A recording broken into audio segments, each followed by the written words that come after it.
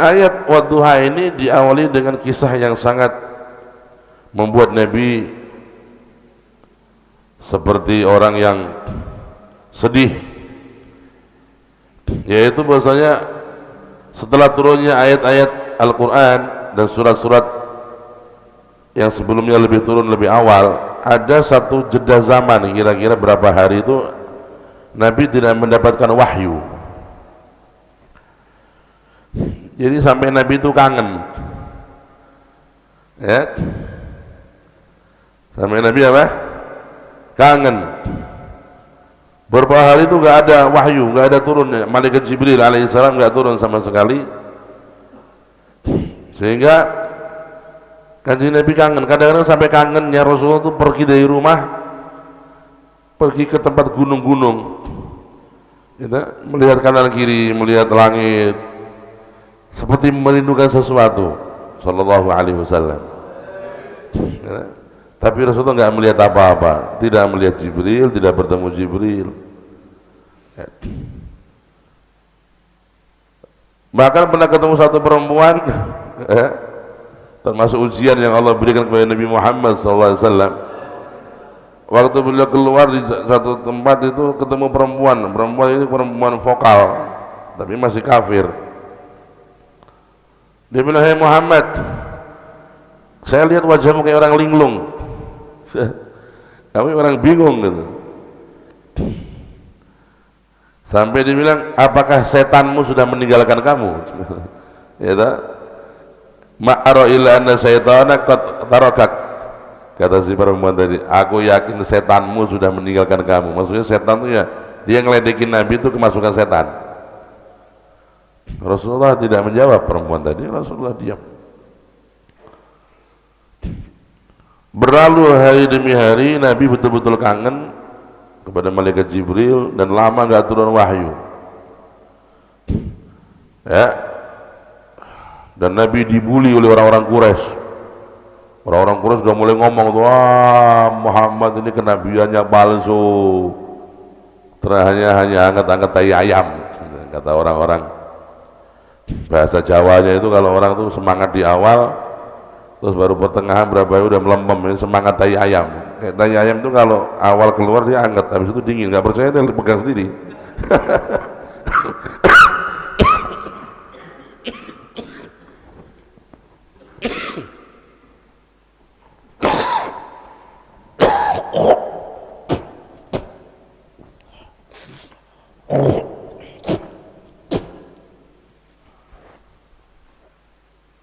La ilaha illallah. Semakin banyak Nabi dibully di tengah-tengah kafir Quraisy. Rasulullah sebenarnya tidak sedih dengan bulian mereka, tapi Rasulullah memang sedih karena kangen kepada Jibril alaihissalam, kok nggak datang. Rasulullah memang kelihatan kepikiran, ya, sampai turunnya Al-Quran surat Wadduha ini, ya, dan surat Wadduha ini betul-betul membuat Nabi itu senang, membuat Nabi itu gembira, membuat Nabi itu percaya diri, membuat Nabi itu konfidensi lagi, ya, penuh konfidensi. Ya, setelah berapa lama itu beliau menunggu, mencari, kok nggak ada kabar Jibril ini alaihissalam, ya. Karena itu ayat ini diawali dengan sumpah, wadduha, demi waktu duha. Kenapa Allah bersumpah dengan waktu duha? Ya, waktu duha waktu yang indah, di awal terbitnya matahari, ya, baru berlalu 16 menit, lihat matahari itu terang, cerah, memberikan harapan di pagi hari. Ya, orang kalau sumpah itu suruh siang, suruh keluar dari kamar, pagi-pagi dia lihat matahari, masya Allah, terbitnya matahari itu membuat harapan. Ya, yang tadi malam sudah dirundung, punya utang nggak bisa bayar, siang-siang ikhtiar cari utangan yang lain buat bayar utang yang kemarin. Kan begitu, ada harapan di siang hari. Ya Allah, semalam ini ya Allah dengar ada orang sakit, ya toh, siang-siang ini aneh mau keluar menjenguk orang sakit, ada harapan. Sampai dikatakan alaysa subhu biqarib. Ya, kalau kamu di malam hari punya musibah, punya masalah, tidak usah terlalu duka dan susah, subuh sebentar lagi datang. Ya, subuh sebentar lagi. Alaysa subhu biqarib. Jadi waktu wadduha ini waktu yang indah. Allah menciptakan matahari terbit di waktu duha itu, panas juga enggak panas tapi terangnya udah dapat. Dan pagi-pagi itu udah kelihatan Masya Allah hijau royo-royo, kelihatan Masya Allah bumi tersinari dengan sinarnya yang indah. Waktu duha penuh dengan keberkahan. Allah bersumpah dengan waktu duha. Sampai dalam waktu itulah disunahkan sholat duha yang merupakan sholatun mubarakah. Ya. Rasulullah sallallahu alaihi wasallam ya mensunahkan sholat duha, mensunahkan sholat isyraq. Karena itu kalau kita sebagai santri hendaknya jangan meninggalkan ya sholatul isyraq, sholatul duha, walau rakaatain ya, jangan sampai gitu. Walaupun mungkin di mobil sambil duduk di mobil gitu, atau mungkin dalam kondisi kurang fit, badannya sakit ya sambil duduk rakaatain ya, waktu duha ini dijadikan sebagai sumpahnya Allah. Kemudian Allah mengatakan wal-laili idza saja. Kalimat saja dalam bahasa Arab bermakna 3. Saja ya ini istadda dhalam, apabila malam telah gelap gulita ya, maka diartikan dan demi malam apabila telah gelap gulita. Bisa juga diartikan bermakna sakana, tenang, apabila malam telah memasuki tenang ya, ini udah larut malam ya, malam itu kalau udah jam 1, jam 12 sudah hening ya, ada perbedaan antara malam jam 9 masuk rame kafe-kafe nguri wajib bengok-bengok kafe ya, nanti jam 1 itu udah mulai hening, jam 2 semakin hening ya, mana wal-laili idza saja ya, dan demi malam apabila telah hening, telah tenang ya. Ini Allah bersumpah dengan waktu malam apabila telah gelap gulita, telah masuki tengah-tengah malam. Kenapa Allah bersumpah dengan waktu ini? Karena waktu ini waktu yang sangat mulia di sisi Allah ya. Waktu ini waktu di mana Allah mulai membuka pintu rahmatnya yang tidak dibuka di waktu yang lain. Kata, di waktu inilah Allah memilih wali-walinya ya. Dikatakan oleh para ulama, Al-Imam Al-Hafizan berkata tuh, enggak ada wali Allah diangkat siang hari, enggak ada. Itu wali kota tuh gitu. Ya, wali kota tuh dilantik apa? siang hari. Wali kota dilantik siang hari. Kalau walinya Allah enggak ada dilantik siang hari. Walinya Allah semua dilantik malam hari. Bilail. Itu ada malaikat yang ditugas oleh Allah untuk membagi-bagi kewalian, dan itu selalu keliling malam-malam. Sana Banyumanik coba cari banyak yang tidur ya Rob,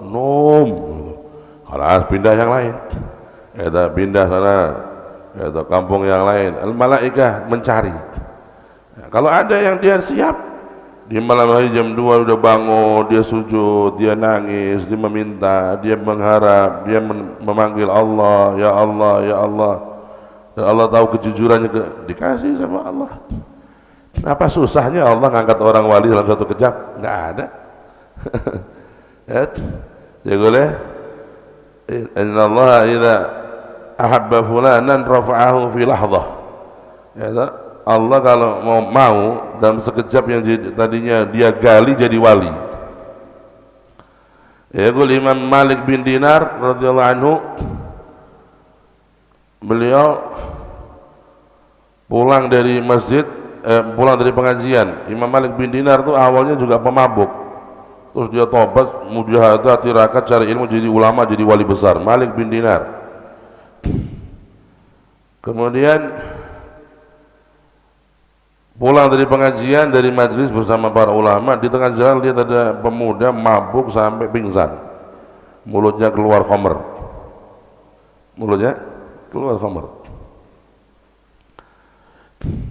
Malik bin Dinar berkata, kesian orang ini, Ya Allah, dia mabuk sampai pingsan di tengah jalan, sampai keluar dari mulutnya itu khamr, saking banyaknya dia mabuk.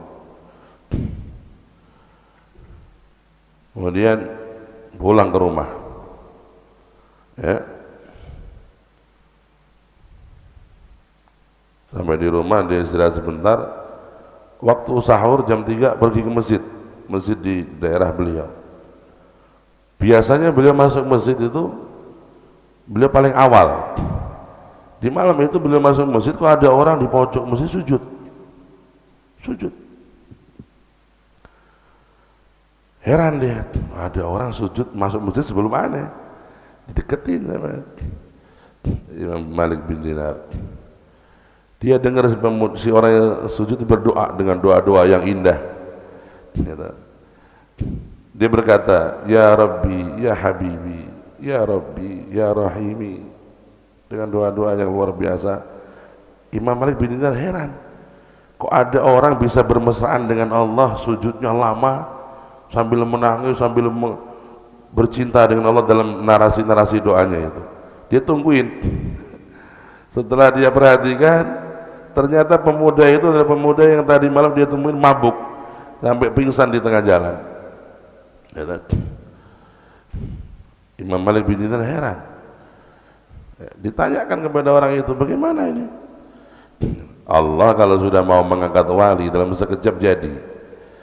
Tadinya pemabuk jadi walinya Allah bisa. Begitu. Jadi Allah Subhanahu wa taala, ya, Maha kuasa, maha dahsyat kehendaknya. Maha kuasa di dalam segala kemauannya, la ilaha illallah. Karena itu malam hari adalah saat orang melamar Allah. Allah berfirman kepada Nabi Dawud, Ya Dawud, ya boleh, Ya Dawud, kadzaba man idda'a mahabbati fa idza jannahu al-lail nama anni. Hai Daud, kalau ada orang mengaku cinta kepadaku tapi kalau malam dia enggak bangun salat untukku, dia adalah pembohong besar. Kita mungkin sudah termasuk kadzab gitu. Ya. Kita ini senang aku cinta Allah wala qiyam wala siyam. Ya Daud, kadzaba man idda'a mahabbati fa idza jannahu al-lail nama anni. Alaysa kullu habibin yuhibbu an yakhluwa bihabibih? Alaysa kullu habibin yuhibbu an yakhluwa bihabibih? Hai Daud, bohong besar orang yang ngaku cinta kepadaku tapi kalau malam dia tidur meninggalkan aku, enggak salat untukku. Bukankah setiap orang itu kepingin berdua-duaan dengan kekasihnya? Bukankah setiap kekasih itu kepingin menyendiri berdua-duaan dengan kekasihnya? Kalau orang kepingin berdua-duaan denganku, malam hari adalah waktunya. Wah, kata, ya, karena itu qiyamul lail buat Nabi hukumnya wajib. Nah, kalau kita sunnah, Rasulullah wajib. Nah, kalau ulama setengah wajib. Itu jangan ngaku ulama, jangan merasa dirimu ulama kalau ente belum istiqomah qiyamul lail. Ya, memalukan itu. Aib. Ya, wal laili idza saja. Terus ma wadda'aka rabbuka wa ma qala. Inilah apa namanya isi daripada sumpah Allah. Sumpah itu dua. Ada alat sumpahnya, ada isi sumpahnya. Sumpah itu apa? Ada dua. Alat sumpahnya apa dan isi sumpahnya apa? Ya. Nah, ini di sini alat sumpahnya apa? Wadduha, alat sumpahnya ini. Wal laili idza saja. Apa isi sumpahnya Allah? Ma wadda'aka rabbuka wa ma qala. Dan suatu isi, ya, itu kalau diawali dengan sumpah berarti ini isinya betul-betul penting. Orang kalau mau ngomong penting biasanya pakai apa? Pakai mukadimah, ya, ya, mukadimah. Anda mau ngomong sama ente, ya, ini penting, Anda sumpah nih, ya, demi Allah, ya, begini ngomong penting, pakai mukadimah. Allah begitu, wadduha, ya, demi waktu duha, wal laili idza saja, demi waktu malam sudah tenang gelap gulita. Ya, ma wadda'aka rabbuka wa ma qala. Ya, aku wahai Muhammad sebagai Rabbmu tidak akan pernah meninggalkanmu, tidak akan pernah membencimu. Itu isi sumpahnya Allah Subhanahu wa taala yang membuat senang Nabi sallallahu alaihi wasallam. Naam. Hakala bagaimana Allah Subhanahu wa taala memberikan contoh-contoh yang indah di dalam memberikan semangat Rasulnya dan kekasihnya. Di sini ada pembahasan bahwasanya bolehkah kita bersumpah dengan benda-benda? Demi matahari, I love you full. Ini wong goblok gitu. Dia bersumpah dengan makhluk. Itu enggak boleh. Manusia diharamkan untuk bersumpah dengan makhluk. Demi rumput-rumput yang bergoyang gitu. Dan demi rumput-rumput yang telah terbakar, bersumpah dengan benda-benda hukumnya nggak boleh, haram. Bersumpah itu hanya boleh dengan nama Allah, wallahi, wan nabi war rahmani, wa billahi wa tallahi. Nama-nama Allah semua untuk sumpah boleh. Apakah boleh sumpah dengan nama Nabi? Jumhur ulama mengatakan enggak boleh. Illa sebagian ulama kecil boleh membolehkan sumpah dengan nama Nabi. Wan Nabi, demi Rasul. Yajuz. Bas ba'dul ulama, sebagian kecil, tapi jumhur ulama sumpah hanya boleh dengan nama Allah. Adapun bersumpah dengan nama-nama benda, demi langit, demi apa? Bumi, ada mayajuz, nggak boleh. Atau manusia-manusia soleh selain Nabi, mayajuz. Demi wali fulan, aku bersumpah, mayajuz. Harus dipahami itu. Jangan sampai itu Allah aja bersumpah dengan matahari, aneh berani. Loh, Allah yang menciptakan matahari mau berbuat segalanya, siap, boleh-boleh aja. Nah, jadi Allah di sini bersumpah kepada Rasulnya dan diberikan isi sumpahnya. Ma wadda'aka rabbuka wa ma qala. Walal akhiratu khairul laka minal ula. Wala sawfa yu'tika rabbuka fatarda. Ya, maka kalau kita membaca surat ini, kita harus merasakan sentuhan sayangnya Allah kepada dirimu. Ya. Hai pencari ilmu, hai orang yang berdakwah, hai orang yang berjuang, hai orang yang sedang memiliki cita-cita baik untuk keluarga, untuk umat, punya cita-cita besar untuk manfaat bagi orang sekitarnya. Ma wadda'aka rabbuka wa ma qala. Allah tidak meninggalkanmu, Allah tidak akan mengecewakan kamu atau membencimu. Walal akhiratu khairul. Kau memang mungkin di awal cita-citamu, di awal perjuanganmu, di awal langkahmu kau merasa berat, ada tantangan, ada perjuangan yang harus kamu lalui, ada pengorbanan yang kamu harus korbankan. Tapi yakinlah akhirnya kamu nanti akan menang, kamu akan jaya, kamu akan mendapatkan apa yang kamu mau. Walal akhiratu khairul laka minal ula. Ini tafsir yang lebih cocok untuk logika kita. Sebagian ulama mengatakan walal akhiratu khairul laka minal ula, ay al akhirah khairul minad dunya. Ya, ada dua tafsir di situ. Tafsir sebagian ulama memberikan makna walal akhiratu, dan sesungguhnya kehidupan akhirat wahai Rasulullah itu lebih bagus daripada kehidupan dunia. Ini tafsir sebagian ulama. Tapi yang lebih cocok untuk konteks kita, kekinian, dan untuk orang-orang seperti kita yang masih punya harapan-harapan, tafsir yang Abah sampaikan tadi lebih relevan dan lebih cocok dengan kondisi dan zaman. Nah, kemudian Allah menambahkan yang lebih hebat lagi. Wala sawfa yu'tika rabbuka fatarda. Jangan khawatir, aku akan memberimu apa yang kamu mau sampai kamu puas. Allahu Akbar.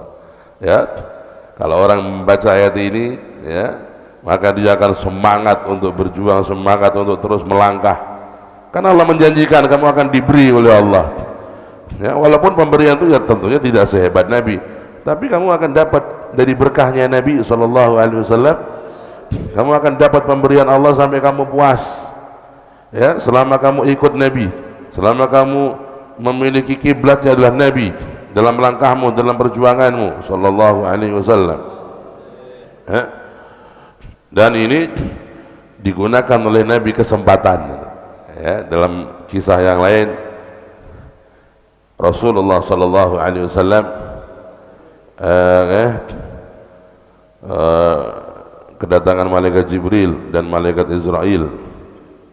Assalamualaikum warahmatullahi wabarakatuh. Man ya Jibril? Ada malaikat Israel ya Rasulullah. Oh, ada apa dia kesini ngapain? Ya, ini Rasul bisa tanya, ama itu langsung amblas ente, nggak pakai tanya-tanya malaikat Israel. Kalau nabi-nabi orang soleh itu bisa dialog dengan malaikat. Ya, yadkhuluna alaihim min kulli bab. Ya, malaikat-malaikat itu masuk ke orang soleh, ketemu orang solehnya bisa ngelihat dengan mata hatinya, bisa ngomong, dialog. Ya. Nah, kita ini kan orang yang hatinya gelap, mau lihat gimana? Itu seperti mata kepala, kalau gelap nggak bisa lihat. Sama kalau hatinya orang gelap nggak bisa ngelihat apa-apa. Kayak bisa ngelihat malaikat, bisa ngelihat arwahus salihin. Tapi kalau hatinya bercahaya, ya, maka dia bisa ngelihat kehadiran orang-orang saleh, ruhaniyah mereka. Hudurul malaikah itu mereka diberi oleh Allah kemampuan itu. Ya. Gimana? Apa tadi? Walal akhiratu khairul lak apa? Wala sawfa yu'tika rabbuka fatarda. Malaikat Jibril datang, ya Rasulullah, Allah telah mengutus malaikat Israel untuk menawarkan kepadamu, masih senang di dunia berdakwah bersama umatmu, atau kamu sudah kepingin untuk bertemu Allah Rafiqul A'la? Rasulullah memandang ke malaikat Jibril dengan pandangan seperti khawatir. Kemudian malaikat Jibril berkata kepada Rasulullah, memandang Jibril seperti meminta pendapat.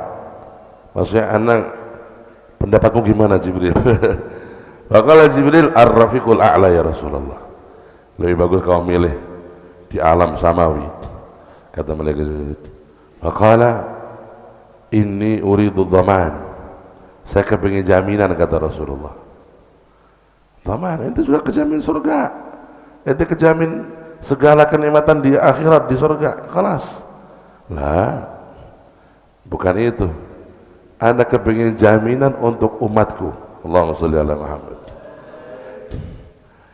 Akhirnya malaikat Jibril naik bertemu Allah Subhanahu wa taala. Ya, kemudian Allah setelah mendengar ucapan Jibril dan laporan Jibril, wa qala Allah taala, qul li habibi Muhammad sallallahu alaihi wasallam annana sanurdhihi fi ummatihi wa la nasu'uhu fihim.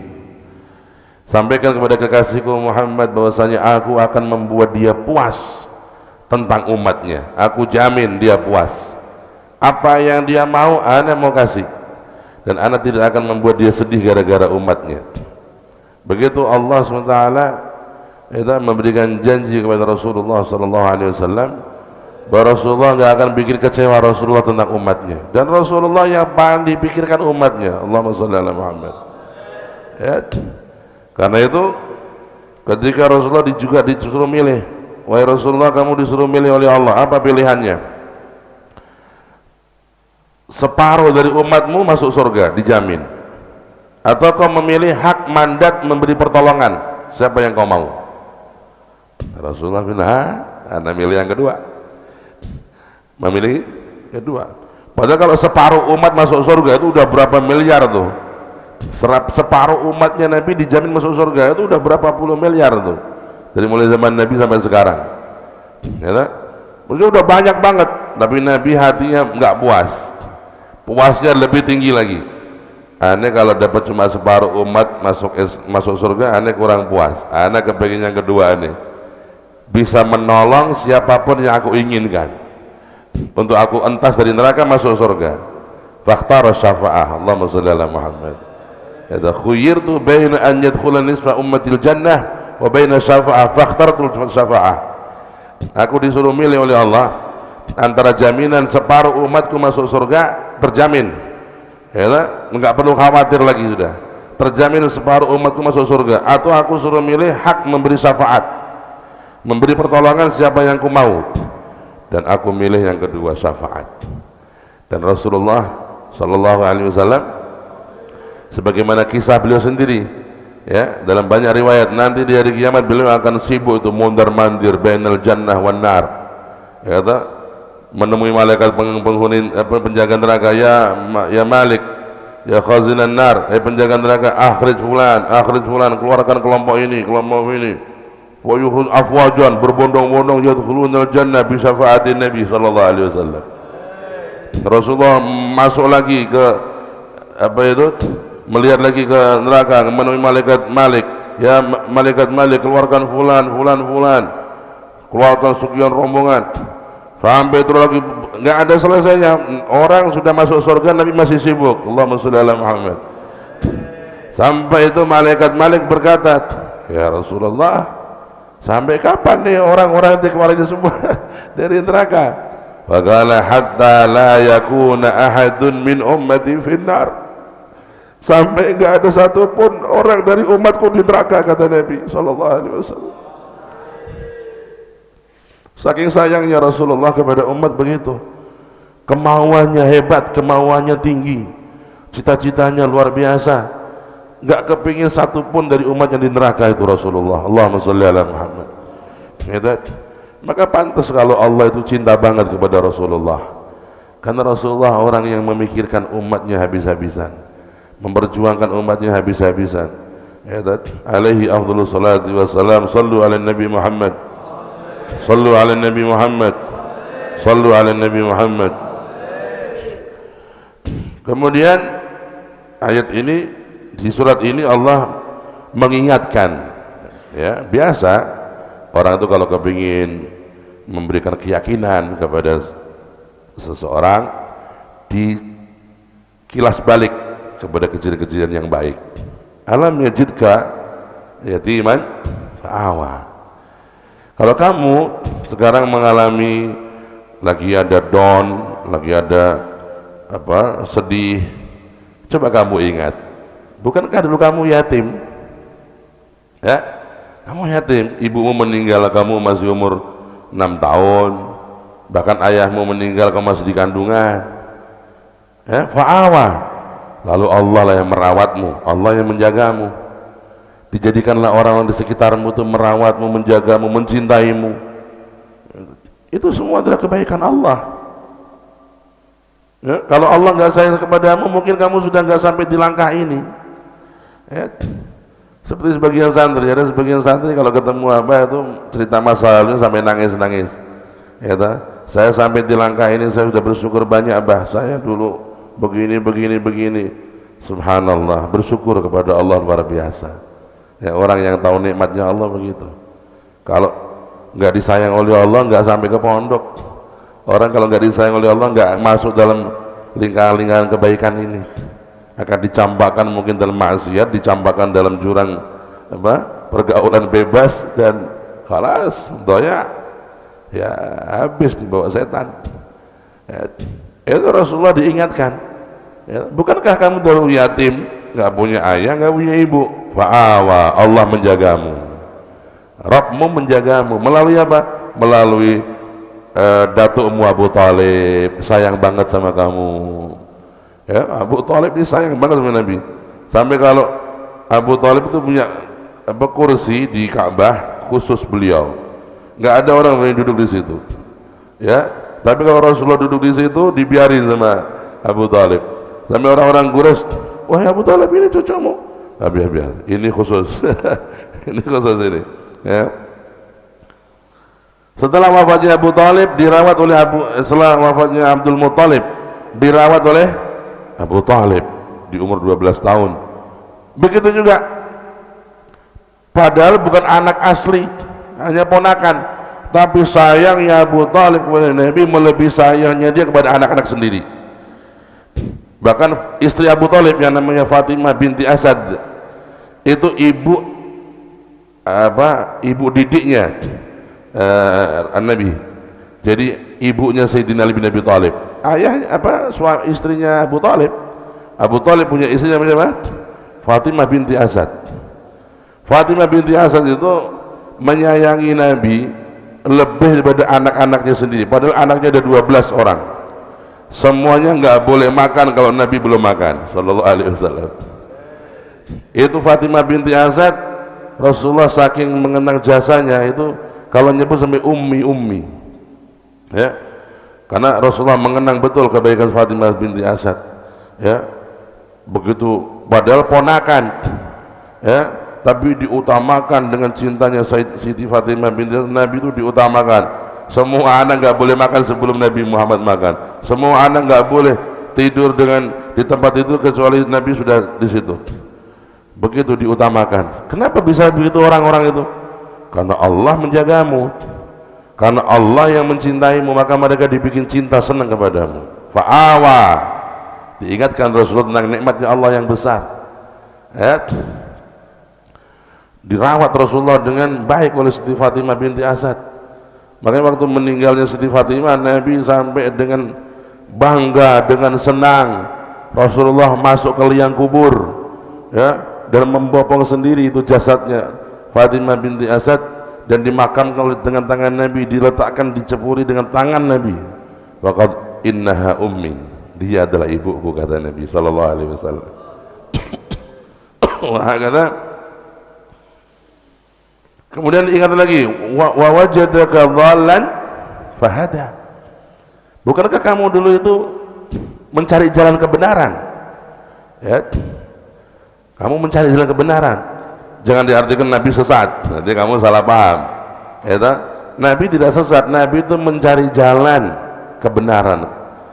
Dan Nabi mencari jalan kebenaran itu adalah insting beliau. Jadi ketika melihat orang-orang Mekah ini hidupnya dalam kejahilian, ya, perempuan, mabuk-mabukan, musik, disko tiap malam, khamr tiap rumah, ya, seks bebas, dia melihat kesian bangsanya ini, orang Mekah ini kesian, ya, rahmatnya beliau, hati beliau yang penyayang itu membuat beliau itu mencari kebenaran.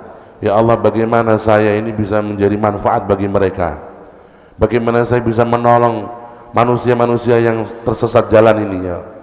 Maka dia mencari sesuatu untuk mereka ini apa, itu yang dimaksud wa wajadaka dhallan fahada. Seperti anta, coba ente kalau sayang kepada keluargamu, ya Allah, anak punya adik belum pada pakai jilbab, anak punya kakak nggak pakai kerudung, kalau ente sayang, ente prihatin. Karena mereka dengan perbuatannya itu mereka akan terbakar dengan api neraka. Kalau ente melihat di rumah tanggamu ada kemaksiatan dan kamu nggak ada perhatian, ente bukan penyayang sebenarnya. Ente orang cari menang sendiri, ente orang ego. Nabi Allahumma shalli ala Muhammad, beliau memikirkan bangsa Mekah jahiliyah ini betul-betul prihatin. Nabi mencari jalan, mencari cara apa yang bisa dilakukan untuk mengentas bangsanya, mengentas kondisi umat yang ada di Mekah jahiliyah saat itu. Itulah yang dimaksud dengan wa wajadaka dhallan fahada. Bukan berarti Nabi itu bingung linglung, bukan, ya, itu salah paham atau salah pemahaman. Ya, dimaksud wa wajadaka dhallan, engkau dulu mencari jalan untuk bagaimana menyelamatkan bangsa Mekah yang jahiliyah, bagaimana solusi untuk membangun peradaban yang baik di kaum Mekah, dan engkau akhirnya senang menyendiri di Gua Hira, ya, dan kamu merenung, dan kamu juga nggak tahu awalnya bahwa kamu akan jadi Nabi, ya, Rasulullah dari awal nggak tahu kalau akan jadi Nabi. Artinya, ya, beliau itu memikirkan tadi secara proses insting manusiawi, sampai engkau aku pilih menjadi Nabi, aku berikan petunjuk kepadamu, wa wajadaka dhallan fahada, maka syukuri, ya, maka aku nikmatku kepadamu, ya. Sebagaimana aku sudah memberikan itu semua, maka kamu yakinlah janji-janjiku yang telah aku janjikan kepadamu. Itu maksudnya Allah. Ya, kita juga begitu. Sudah berjalan sejauh ini, masih ragu Allah akan menyayangimu lagi. Itu sudah dipilih oleh Allah. Ya toh? Allah memilihmu sebagai muslim, memilihmu orang yang senang baca Quran, memilihmu mondok, memilihmu pesantren dekat ulama, kenal orang saleh. Ini kalau kamu tahu nikmatnya sudah khairun minad dunya wa ma fiha. Terus itu masih merasa Allah enggak sayang kepadamu. Engkau adalah orang yang mengingkari nikmatnya Allah. Ya, maka perlu orang merenung betapa besar nikmat Allah yang sudah berlalu supaya menguatkan janji-janji Allah akan terjadi untuk dirimu.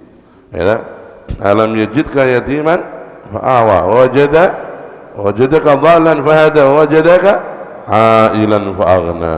Kamu tuh di Mekah juga fakir, kamu gak punya apa-apa, sebatang kara. Tiba-tiba kamu jadi orang yang punya usaha ketika dipilih oleh Khadijah untuk memperjalankan usahanya. Ya, Nabi kan tidak ngelamar. Wahai Siti Khadijah, aku mau memperdagangkan daganganmu lah.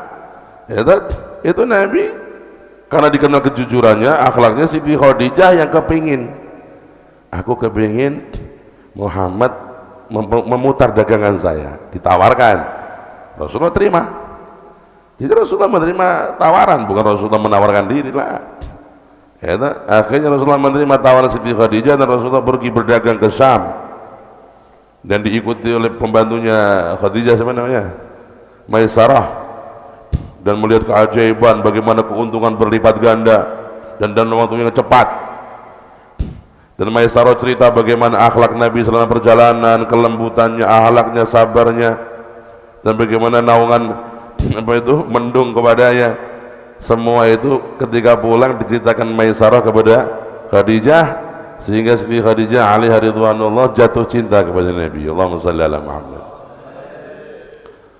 Ya, kemudian dengan cara yang indah, ya, Siti Khadijah menghubungi keluarganya menghubungi keluarga Nabi, kemudian Allah mentakdir terjadi pernikahan terindah di sepanjang jagat raya, pernikahan Nabi dengan Khadijah al-Kubra alaiha ridwanullah wa alaiha salamullah. Ya. Setelah Rasulullah menikah dengan Siti Khadijah, kelas beliau nggak pernah kekurangan duit. Khadijah perempuan paling kaya di Mekah dan dia sudah mewakafkan semua hartanya untuk Nabi sallallahu alaihi wasallam. Sebelum zaman kenabian, ketika jadi suami Siti Khadijah berkata, "Ya Muhammad, kata, kullu hadzal bait milki." Semua rumah ini, istana ini adalah milikku. Tegang, ha? Ya, terus kalau kita digituin apa? Don langsung, waduh ini, ya, semua yang di rumah ini milikku. Wah, gak ada apa-apa lagi, modal Jakarta gitu. Ya, katakan, apa itu Siti Khadijah lah, semua istana ini milikku wahai Rasul, wahai Muhammad, belum Rasul. Tapi ketahuilah, aku dan semua istana ini adalah milikmu sekarang.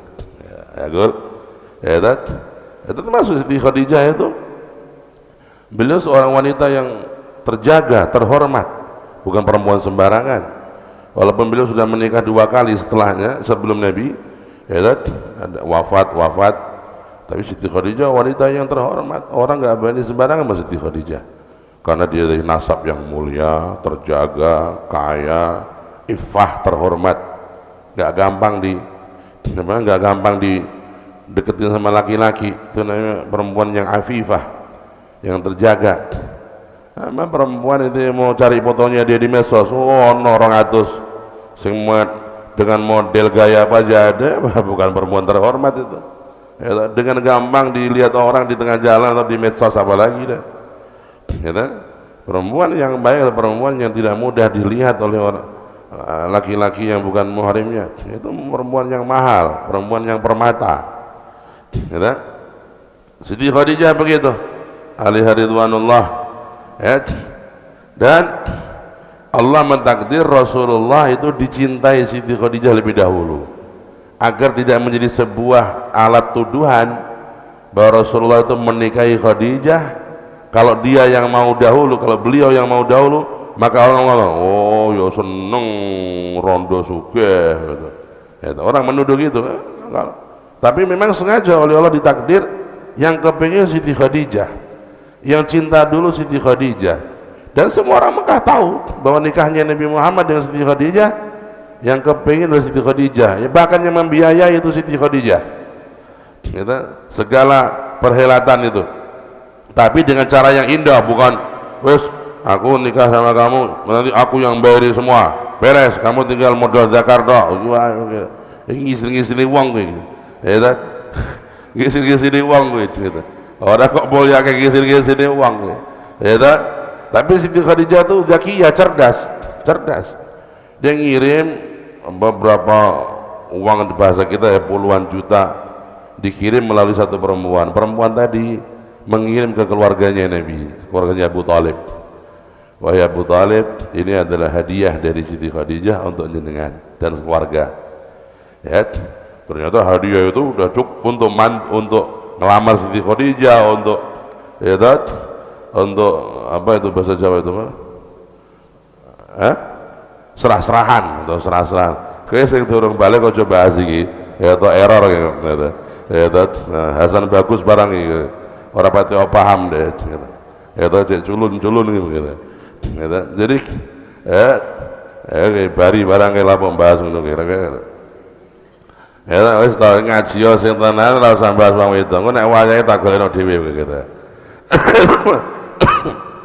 Itu,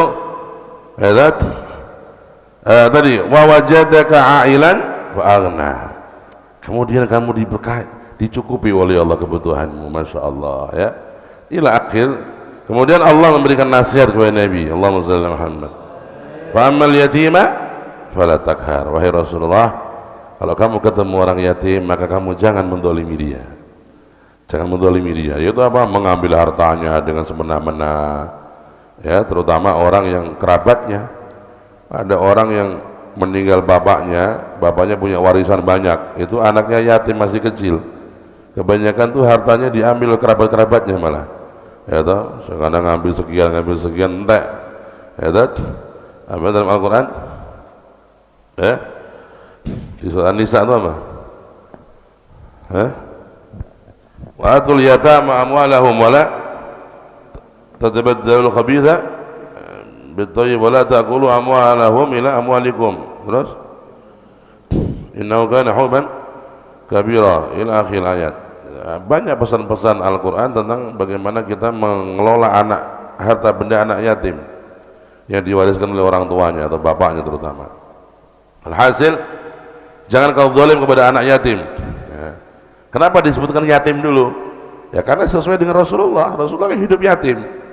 Ya, orang itu kalau mengingat masa lalunya maka dia akan bisa memotret, ya Allah, aku diseyung ini ki, aku tahu ini ki loh, ya, maka aku nggak mungkin akan berbuat kepada dia yang jelek karena aku mengalami seperti dia. Ya, amal yatimah fala takhar. Bukankah kau dulu juga yatim? Maka kalau ketemu anak yatim muliakan, janganlah kamu mendolimi dia kan. Fala takhar. Wa ammas sa'ila fala tanhar. Kalau ada orang yang dia minta butuh ya untuk kebutuhan yang darurat, kebutuhan yang pokok, janganlah kamu menghardik dia atau membentak dia atau memaksa-maksa dia.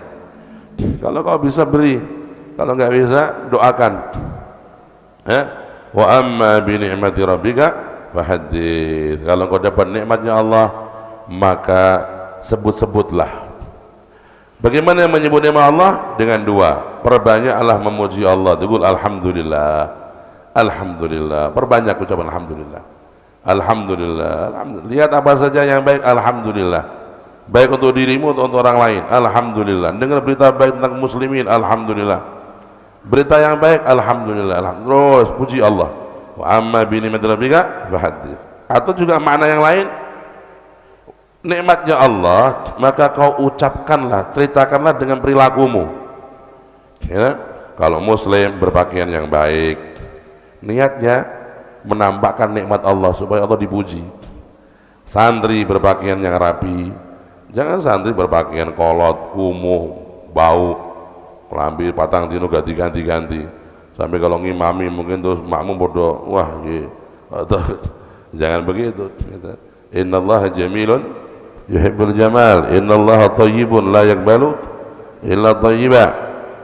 Ya, nah satu apalagi kalau untuk ibadah, untuk sholat, untuk ta'lim pakai baju yang bagus, yang rapi, yang wangi, begitu. Itu niatnya bukan sombong, niatnya menampakkan nikmatnya Allah, bahwa kamu tuh dapat nikmat dari Allah, pakai, gunakan. Ada sebagian orang itu pelit, dapat nikmat dari Allah itu disimpan, ditumpuk-tumpuk, sehingga diketahui kefakirannya dok, gitu. Sarung wis ngetril dinggo terus, oh sarung ngetril gitu, sampai 4 tingkatan tuh, ditarik,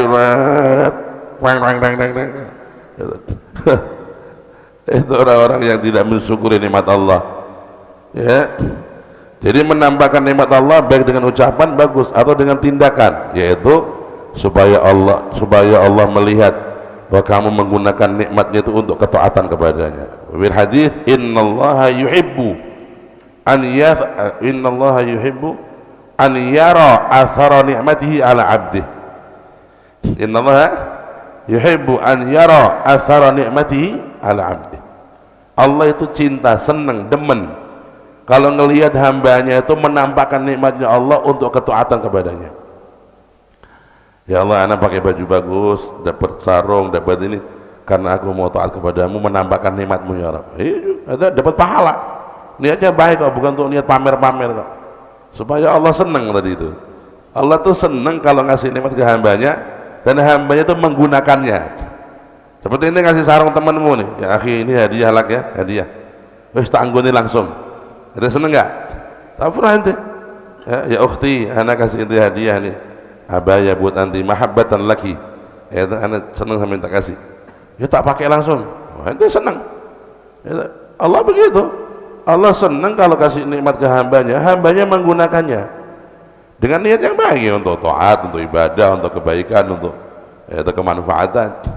Ya, nah, itu tadi maksud daripada ya, makna-makna yang bisa kita ambil, ya, sentuhan-sentuhan kasih sayang Allah, sentuhan-sentuhan syariat Rasulullah SAW yang bisa kita ambil dari oase surat Wadduha.